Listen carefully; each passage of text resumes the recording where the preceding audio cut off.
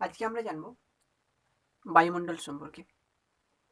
বায়ুমণ্ডলে আজকের অধ্যায়ে আমরা জানব উপাদান, কি কি উপাদান নিয়ে বায়ুমণ্ডল তৈরি, পরিমাণ, কোন কোনটি কতটি পরিমাণে আছে, এর গুরুত্ব কি, আর বিভিন্ন স্তরের মধ্যে জানবো হোমোস্ফিয়ার, হেটারোস্ফিয়ার কি, এরপর উষ্ণতার তারতম্যের ভিত্তিতে কি কি ভাগে ভাগ করা হয় তাদের সম্পর্কে। তো উপাদান, প্রথমে জেনে নিই বায়ুমণ্ডল কাকে বলে। তো বায়ুমণ্ডল কি?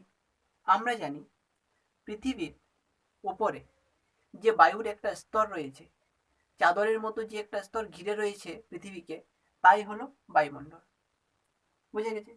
তো বায়ুমণ্ডলের যে পদার্থগুলো আছে এদের মধ্যে কি কি আছে? উপাদানগুলির মধ্যে প্রথমে আছে নাইট্রোজেন, এরপর আছে অক্সিজেন, এরপর আছে আর্গন। এগুলো হচ্ছে মূল উপাদান। তো নাইট্রোজেন কতটি আছে? 7.8%। অক্সিজেন কতটি আছে? 20.9%। আর্গনের পরিমাণ কত? 0.93%। মনে থাকবে, এটা মনে রাখবে। এখান থেকে শর্ট প্রশ্ন হয় নাইট্রোজেনের পরিমাণ কত, অক্সিজেনের পরিমাণের কত। ওজন যদি বলা হয়, ওজনেরটা মাঝে মাঝে পড়ে থাকে, ওজনের পরিমাণ কত? 0.234 প্লাস শূন্য, তারপরে 1%। মনে থাকবে। তো এছাড়াও আছে জলীয় বাষ্প,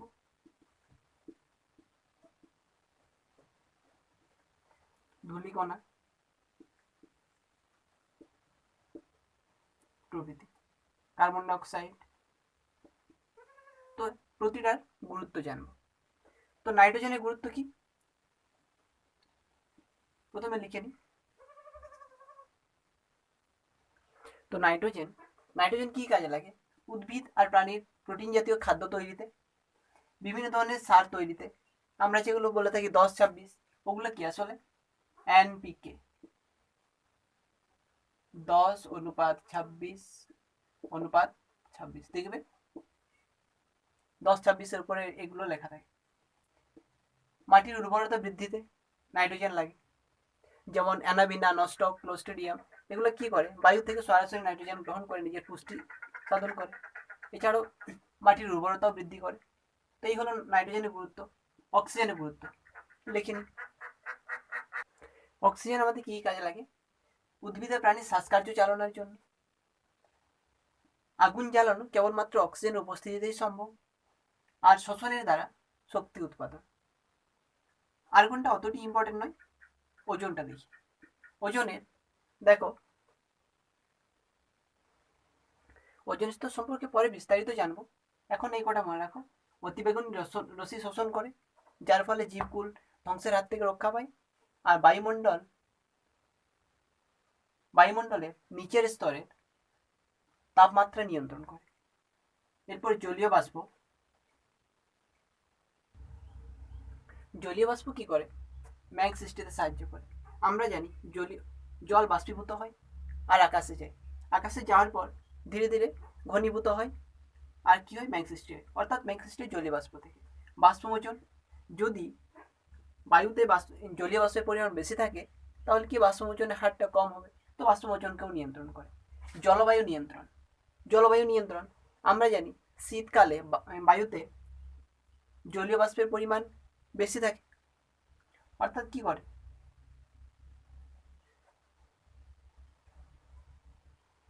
জলীয় বাষ্প থাকা না থাকার জন্য আর্দ্র আর্দ্র জলবায়ু, শুষ্ক জলবায়ু দেখা যায়। ধূলিকণা, এটিও মেঘ সৃষ্টিতে সাহায্য করে। কিভাবে? যে জলীয় বাষ্প আকাশে উঠেছে সেগুলো ভর করে ঘুরে ঘুরে কাকে? ধূলিকণাকে। তো মেঘ সৃষ্টিতে সাহায্য করে। উষ্ণতা বৃদ্ধি। উষ্ণতা বৃদ্ধি, যে ভূপৃষ্ঠে তাপ প্রতিফলিত হয়ে যখন ফিরে যায় মহাশূন্যে, তখন কি করে? ধূলিকণা তাকে বাধা দেয়, যার ফলে বায়ুর নিচের স্তরে উষ্ণতা বৃদ্ধিতে সাহায্য করে। উষা ও গোধূলি, আমরা জানি সকালে সূর্য ওঠার আগে কিছুটা ক্ষীণ আলো দেখা যায়, সেগুলো কি হয়, সূর্যের আলো ধূলিকণাতে প্রতিফলিত হয়ে আমাদের পৃথিবীতে পড়ে, যার ফলে উষার সৃষ্টি হয়।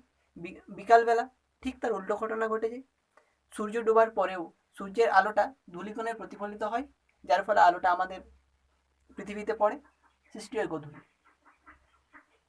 কার্বন ডাইঅক্সাইড গাছের খাদ্য তৈরিতে সাহায্য করে। উষ্ণতা নিয়ন্ত্রণ আর খনিজ গঠন। উষ্ণতা নিয়ন্ত্রণ, আমরা জানি কার্বন ডাইঅক্সাইডের অধিক বৃদ্ধির ফলে ধীরে ধীরে পৃথিবীর উষ্ণতা বৃদ্ধি পেয়েছে। এই জন্য কার্বন ডাইঅক্সাইডকে কি বলা হয়, গ্রিন হাউস গ্যাস।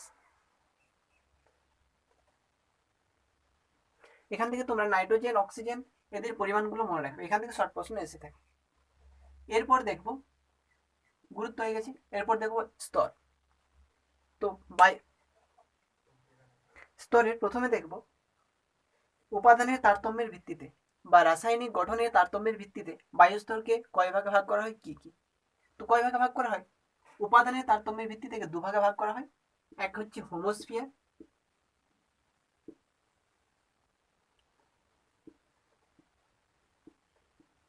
দুই হচ্ছে হেটারোস্ফিয়ার।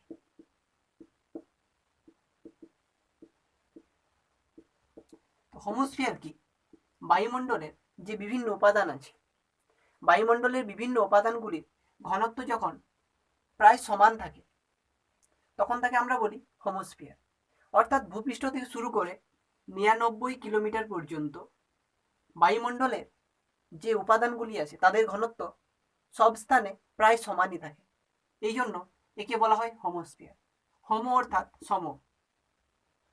হেটারোস্ফিয়ারে কি দেখব, যে 99 থেকে উপরে, 99 কিলোমিটারের উপরে প্রায় 10,000 কিলোমিটার পর্যন্ত, 99 কিমি থেকে 10,000 কিমি পর্যন্ত বায়ুর যে উপাদানগুলো আছে সেগুলি এদের ভর অনুসারে আলাদা আলাদাভাবে থাকে। যেমন মনে করো প্রথমে থাকে নাইট্রোজেন, নাইট্রোজেন একটু বেশি ভারী, নাইট্রোজেনের স্তর থাকে। নাইট্রোজেনের পরে যে ভারী আছে অক্সিজেন, অক্সিজেনের স্তর থাকবে, এরপর হিলিয়ামের স্তর থাকবে, শেষে থাকবে হাইড্রোজেন। তো সবচেয়ে যে হালকা গ্যাস সেটি হচ্ছে হাইড্রোজেন। বোঝা গেছে? তো এটাকে হোমোস্ফিয়ার বলা হয় এই জন্য যে উপাদানগুলো আছে বায়ুমণ্ডলে সবগুলো কি থাকে, সমানভাবে থাকবে, এই জন্য একে বলা হয় হোমোস্ফিয়ার। আর হেটারোস্ফিয়ার বলা হয় এই জন্য সব জায়গাতে এর উপাদানটা সমান থাকে না, এদের ভরের ভিত্তিতে আলাদা আলাদা স্তরে ভাগ থাকে, এই জন্য বলা হয় একে হেটারোস্ফিয়ার। চলো বৈশিষ্ট্যগুলো একটু তালিকা করে নিই, তারপরে দেখছি। তো হোমোস্ফিয়ারের অর্থ কি, হোমো অর্থাৎ সম, স্ফিয়ার অর্থাৎ মণ্ডল। তো হোমোস্ফিয়ার হচ্ছে কি, সমমণ্ডল, এর অর্থ তবে কি, সমমণ্ডল। হেটারোস্ফিয়ার কি, হেটারো শব্দের অর্থ হচ্ছে বিষম, আর স্ফিয়ার অর্থাৎ হচ্ছে মণ্ডল। তো সম প্লাস মণ্ডল সমান হচ্ছে সমমণ্ডল, অর্থাৎ বিভিন্ন উপাদান কি থাকবে, সমান অনুপাতে থাকবে।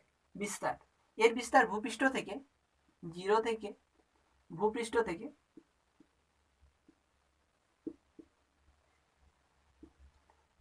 90 বা 99 কিলোমিটার পর্যন্ত। এর বিস্তার 99 থেকে 10,000 পর্যন্ত। বৈশিষ্ট্য, যে বৈশিষ্ট্যের আগে সংজ্ঞা দিয়ে দিই, কেন বলা হয় এটাকে, কেন বলা হয় হোমোস্ফিয়ার। হোমোস্ফিয়ার বলা হয় কারণ ভূপৃষ্ঠ থেকে ওপরের দিকে বায়ুমণ্ডলের যে অংশে বিভিন্ন উপাদান প্রায় সমান অনুপাতে থাকে, বিভিন্ন উপাদান কি থাকে এখানে, তো সমান অনুপাতে থাকে, এই জন্য একে বলা হয় হোমোস্ফিয়ার। বিভিন্ন উপাদান সমান,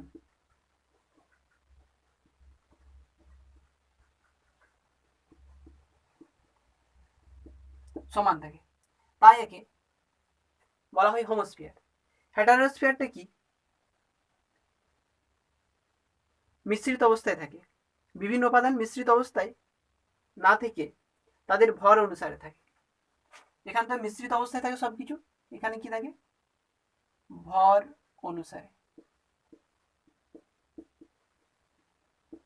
অর্থাৎ যা ভারী তা থাকবে নিচে, ধীরে ধীরে ধীরে হালকাগুলো থাকবে।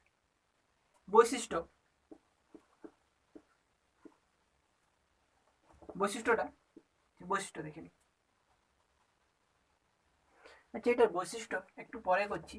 কেন হোমোস্ফিয়ারের যে 99 কিলোমিটার পর্যন্ত যে স্তরগুলো আছে সেগুলো সম্পর্কে আমরা বিস্তারিত জানবো। আর নিশ্চয়ই সেই স্তরগুলোর যে বৈশিষ্ট্যগুলো হবে সেটি হচ্ছে হোমোস্ফিয়ারের মধ্যে তোমার আছে যেমন ট্রোপোস্ফিয়ার, স্ট্রেটোস্ফিয়ার, মেসোস্ফিয়ার আর থার্মোস্ফিয়ার, মনে থাকবে। আর এর ভর অনুসারে যেহেতু আছে, আগে লিখেছিলাম যে ভর অনুসারে যার ভরটা একটু বেশি হবে, যেমন তোমার নাইট্রোজেন স্তর, আণবিক নাইট্রোজেন স্তর, এরপর হবে পারমাণবিক অক্সিজেন স্তর, হিলিয়াম স্তর, হাইড্রোজেন স্তর। এখানে কিছু না, এর বৈশিষ্ট্যটা লিখবে যে কি হয়, ভরের অনুসারে স্তরের পর স্তর সজ্জিত থাকে, উপাদানগুলো মিশ্রিত অবস্থায় থাকে না। এই দুটো বৈশিষ্ট্য এখানে লিখবে। আর এর বৈশিষ্ট্যগুলো একটু পরেই যখন আমরা স্তরগুলো পড়বো, ট্রোপোস্ফিয়ার, স্ট্রেটোস্ফিয়ার, মেসোস্ফিয়ার, থার্মোস্ফিয়ার, তখন তাদের বৈশিষ্ট্যগুলো এই হোমোস্ফিয়ারের বৈশিষ্ট্য লিখবে। তো চলো উষ্ণতার তারতম্যের ভিত্তিতে বায়ুর স্তর বিন্যাসকে দেখে নিই। তো আগেরটা আমরা দেখলাম রাসায়নিক উপাদানের ভিত্তিতে, এবার দেখবো উষ্ণতার তারতম্যের ভিত্তিতে স্তর বিন্যাস। তো উষ্ণতার তারতম্যের ভিত্তিতে একে ভাগ করা হয় 6 ভাগে: ট্রোপোস্ফিয়ার, স্ট্রেটোস্ফিয়ার, মেসোস্ফিয়ার, থার্মোস্ফিয়ার, এক্সোস্ফিয়ার আর ম্যাগনেটোস্ফিয়ার। তো প্রথমে জেনে নিই ট্রোপোস্ফিয়ার সম্পর্কে। ট্রোপোস্ফিয়ারটা কি? আমাদের যদি এটা বায়ুমণ্ডল হয়, বায়ুমণ্ডলের যে স্তরগুলো আছে তার ভূপৃষ্ঠ থেকে 18 কিলোমিটার পর্যন্ত। 18 কিলোমিটার অবশ্য সব স্থানে সমান নয়। নিরক্ষীয় অঞ্চলে হচ্ছে 16 থেকে 18, নিরক্ষীয় অঞ্চলে 16 থেকে 18, আর ক্রান্তীয় অঞ্চলে 12 থেকে 14, মেরু অঞ্চলে 7 থেকে 8 তোমার থাকবে। তো এখানে ধরে নিই সর্বোচ্চ কত, 18 কিলোমিটার পর্যন্ত। 18 কিলোমিটার পর্যন্ত যে স্তরটা আছে ভূপৃষ্ঠ থেকে, তবে 18 কিলোমিটার পর্যন্ত যে স্তর আছে তাকে আমরা বলবো ট্রোপোস্ফিয়ার। এখানে বৈশিষ্ট্য কি কি? বায়ুর ঘনত্ব এখানে সব থেকে বেশি থাকবে, 70% যে বায়ু আছে থাকে এখানে, 75%। আর এই স্তরে উষ্ণতা উচ্চতা বৃদ্ধির সাথে সাথে হ্রাস পেতে থাকে। কি বললাম? এক হচ্ছে তবে বায়ু,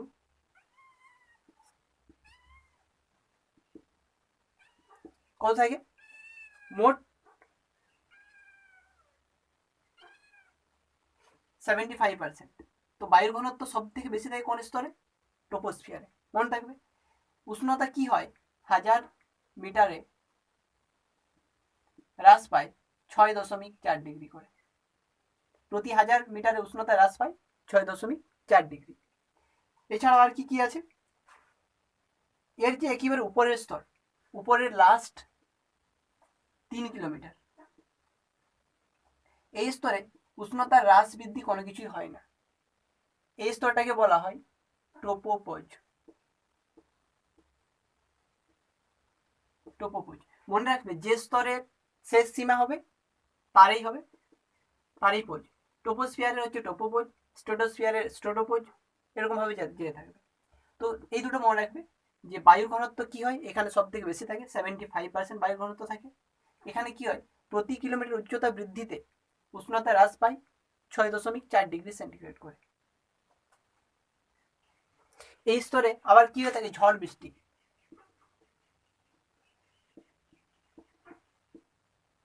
তো এর 3টা বৈশিষ্ট্য মনে রাখবে। একটা হচ্ছে বায়ুর 75% ঘনত্ব থাকে, আর প্রতি 1000 মিটার বা 1 কিলোমিটার উচ্চতাতে উষ্ণতা হ্রাস পায় 6.4 করে, আর ঝড় বৃষ্টি হয়ে থাকে ট্রোপোস্ফিয়ারে, মনে থাকবে। এর বিস্তার কত, 18 কিমি বিস্তার, প্রতিটার মনে রাখবে। এরপর আসবো স্ট্রেটোস্ফিয়ার। তো ট্রোপোস্ফিয়ারের ঠিক উপরে, ট্রোপোস্ফিয়ারের উপরের স্তরকে আমরা কি বলবো, স্ট্রেটোস্ফিয়ার। এটা ছিল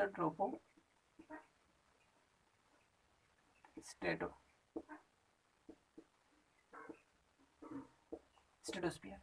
তো কতটি? স্ট্রেটোস্ফিয়ারের ঠিক উপরে 50 কিলোমিটার পর্যন্ত, 50 কিলোমিটার পর্যন্ত স্ট্রেটোস্ফিয়ার অবস্থিত। তো স্ট্রেটোস্ফিয়ার শব্দের অর্থ হচ্ছে শান্ত মণ্ডল। তো এই স্তরে কি হবে,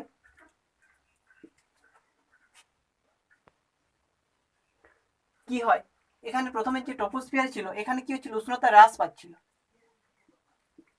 এখানটাতে কি হচ্ছে, কি হয়, উষ্ণতা ধীরে ধীরে বৃদ্ধি পাবে। উষ্ণতা বৃদ্ধি, শেষে কত হবে 0 ডিগ্রি, শেষ উষ্ণতা হবে 0 ডিগ্রি।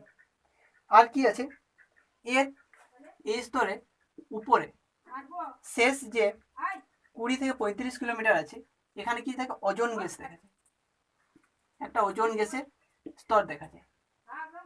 এই জন্য এই স্থানটাকে বলা হয় ওজোন স্তর। এইখানে যেহেতু ঝড় বৃষ্টি হয় না, তাই এই স্তরকে বলা হয় শান্ত মণ্ডল, ঝড় বৃষ্টি হয় না। আর এই স্তরে যেহেতু ঝড় বৃষ্টি হয় না, ওই তাই বিমান চলাচল করে।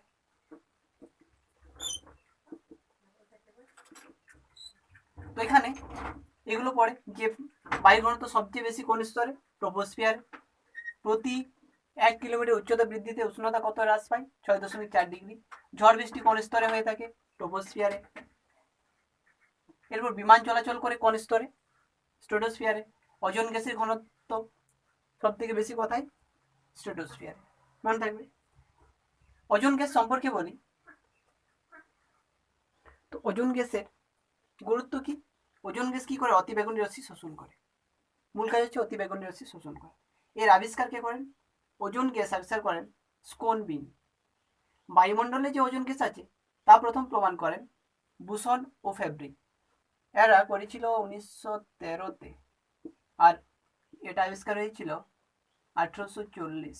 ওজোন গ্যাসের আবিষ্কার হয় 1840, আর বায়ুমণ্ডলে 1913। ওজোন গ্যাসের গহ্বর, যে উপরে যে গহ্বর আছে, সেটা প্রথম খোঁজ করেন কে, ফোরম্যান। কোথায়, আন্টার্কটিকায়। সংকেত দেন কে, সোরেট। একক হচ্ছে ওজোন গ্যাসের একক হচ্ছে ডবসন, এটা খুব ইম্পর্টেন্ট। ওজোন গ্যাসের ঘনত্ব পরিমাপের একক কি, ডবসন। কোন যন্ত্রের সাহায্যে এটা পরিমাপ করা হয়, স্পেকট্রোফটোমিটার, স্পেকট্রোফটোমিটার। তো এইগুলো জেনে রাখবে, বিশেষ করে এটা তোমাদের পরীক্ষায় আসার খুব চান্স আছে। ওজোন গ্যাসের ঘনত্ব পরিমাপের একক কি, তো কি, ডবসন। এরপর আসবো মেসোস্ফিয়ার। মেসোস্ফিয়ার, মেসোস্ফিয়ার আসার আগে এখানে কয়েকটা জিনিস ছেড়ে গেছে। একটা হচ্ছে মৌতিক ম্যাগ।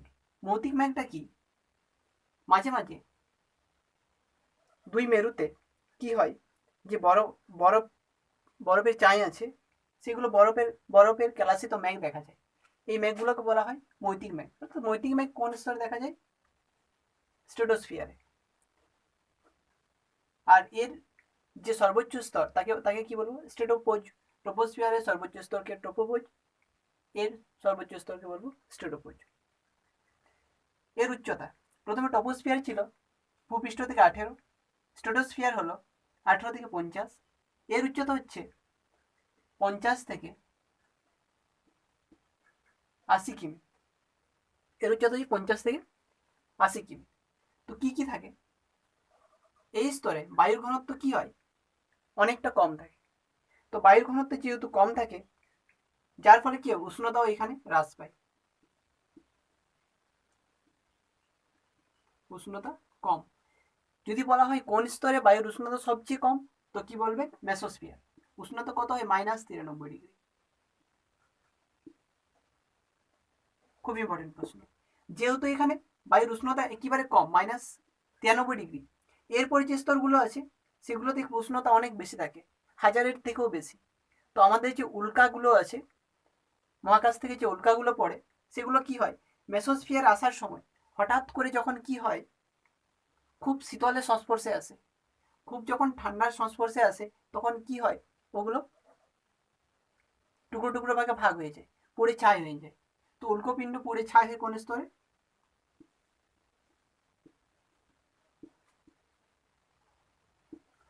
উল্কা ছাই হয়ে যায় কোন স্তরে, মেসোস্ফিয়ার।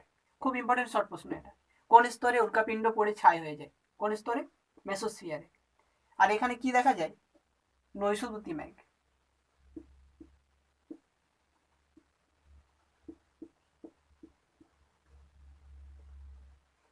এখানে কি, বায়ুর চাপ আর উষ্ণতা কম, মনে থাকবে। তো কি বললাম, প্রথমে ছিল 18 কিলোমিটার ট্রপোস্ফিয়ার, 18 থেকে 50 ছিল স্ট্রেটোস্ফিয়ার, আর 50 থেকে 80 পর্যন্ত হবে মেসোস্ফিয়ার। এর উপরের স্তরকে কি বলবো? মেসোপোজ। মনে থাকবে। এখানে কিছু উষ্ণতা কম, চাপ কম, উল্কাপুরে ছাই হয়, আর নৈশদ্যুতি মেঘ। এরপর দেখবো থার্মোস্ফিয়ার। তো 80 কিলোমিটার পর, 80 কিলোমিটার থেকে শুরু করে 500 কিলোমিটার পর্যন্ত, 500 কিলোমিটার পর্যন্ত যে স্তর আছে তাকে বলা হয় থার্মোস্ফিয়ার। থার্মোস্ফিয়ারে কি হয়? উষ্ণতা অনেক বেড়ে যায়। বেড়ে যাওয়ার কারণ কি? এখানে যে গামা রশ্মি আছে, অতিবেগুনি রশ্মি আছে, সেগুলো কি হয়? এই স্তরে দেখা যায়, যার জন্য এর উষ্ণতা হয়ে যায় প্রায় 1200 ডিগ্রি সেন্টিগ্রেড। এই স্তরে এসে কি হয়? বেতার তরঙ্গ প্রতিফলিত হয়।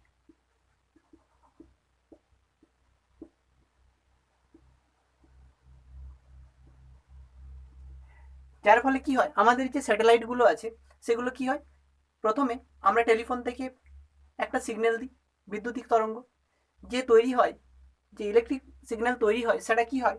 আমাদের প্রথমে থার্মোস্ফিয়ারে গিয়ে কি হয়? প্রতিফলিত হয়। থার্মোস্ফিয়ারের কোন স্তরে? আয়নোস্ফিয়ারে। থার্মোস্ফিয়ারে আয়নোস্ফিয়ারে কি প্রতিফলিত হয়? প্রতিফলিত হয়ে সেখান থেকে আসে টাওয়ারে, টাওয়ার থেকে তারপরে আসে আমাদের এখানে। তো বেতার তরঙ্গগুলো প্রতিফলিত হয় কোথায়? থার্মোস্ফিয়ারে বা আয়নোস্ফিয়ারে।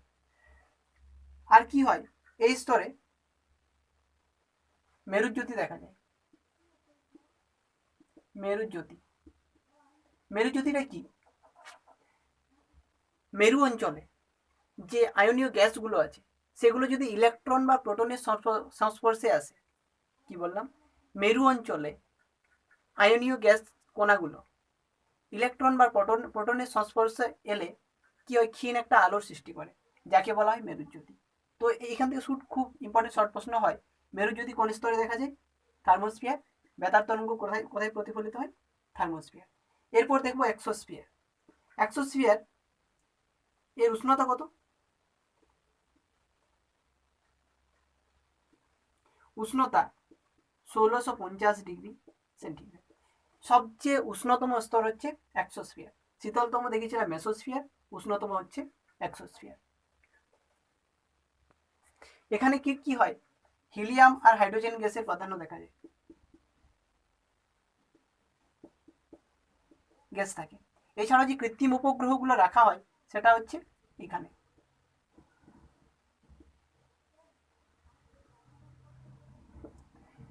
500 কিলোমিটার পর্যন্ত ছিল থার্মোস্ফিয়ার। এরপর এক্সোস্ফিয়ার হচ্ছে 500 থেকে 1500 কিমি পর্যন্ত এক্সোস্ফিয়ার। এরপর আছে ম্যাগনেটোস্ফিয়ার। ম্যাগনেট, চুম্বক। এই স্তরটি 1500 থেকে বলতে পারি 10,000 কিমি পর্যন্ত, হেটারোস্ফিয়ারের শেষ সীমা পর্যন্ত। এখানে কি হয়? ম্যাগনেটোস্ফিয়ার অর্থাৎ সবকিছু কি হয়?